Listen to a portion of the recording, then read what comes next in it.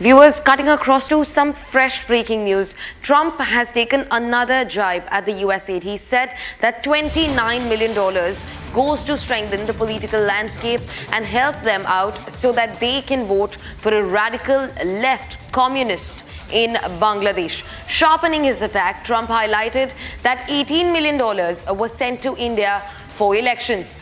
Trump asked, why don't we go back to old paper ballots and let them help us with our elections?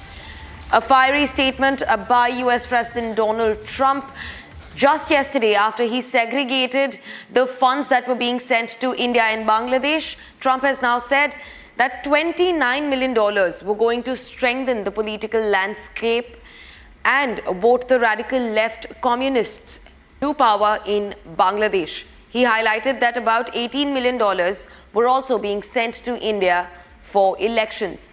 In fact, Trump has asked for why we don't go back to old paper ballots and let them help us with our elections. Trump's fourth jibe at the USAID. Listen in to US President Donald Trump. In Moldova, $29 million goes to strengthen the political landscape and help them out so that they can vote for a radical left communist in Bangladesh. You had to see who they supported. You wouldn't believe, yeah, you would believe it. Nobody in this room would be in that group. $20 million for fiscal federalism and $19 million for biodiversity in Nepal. $47 million for improving learning outcomes in Asia. $18 million for helping India with its elections. Why the hell? Why don't we just go to all paper ballots? Let them help us with their elections, right? Voter ID. Wouldn't that be nice? We're giving money to India for elections. They don't need money. They take advantage of us pretty good. One of the highest tariff nations in the world. We try and sell something, they have a 200% tariff, and then we're giving them a lot of money to us. As in Moldova, $29 million goes to strengthen the political landscape and help them out so that they can vote for a radical left communist in Bangladesh. You had to see who they supported. You wouldn't believe, yeah, you would believe it. Nobody in this room would be in that group. $20 million for fiscal federalism and $19 million for biodiversity in Nepal. $47 million for improving learning outcomes in Asia. $18 million for helping India with its elections. Why the hell? Why don't we just go to all paper ballots? Let them help us with their elections, right? Voter ID. Wouldn't that be nice? We're giving money to India for elections. They don't need money. They take advantage of us pretty good. One of the highest tariff nations in the world. We try and sell something, they have a 200% tariff, and then we're giving them a lot of money to help. Also being joined by Arun Ayagri, who is a geopolitical expert, to get us more details onto the matter. Arun, fifth straight jibe from the side of the US president on USAID. Your first reaction? My first, can you hear me? Yes. Yeah. Thank you for inviting me. So my first reaction is this is purely a rhetoric. Although U.S. has every right, because USAID is the U.S. Agency of the U.S. government, U.S. has every right to impose any freeze on any country. That's fine. Although I think I would call it undemocratic, inhumane, but still, that's fine. U.S. has a right. However, what's not right is kind of making baseless accusations. As you can see, some of these accusations are just random and baseless, and just blown out of proportions. So that's my first reaction. This actually goes back to the meeting Modi had with Trump a few days ago. I said that to many of my colleagues here, that India was bargaining from a position of not strength, but position of weakness. India actually, I don't think there's anything India gained from that meeting aside from optics, which the media highlighted. Modi Trump showering praises on Modi.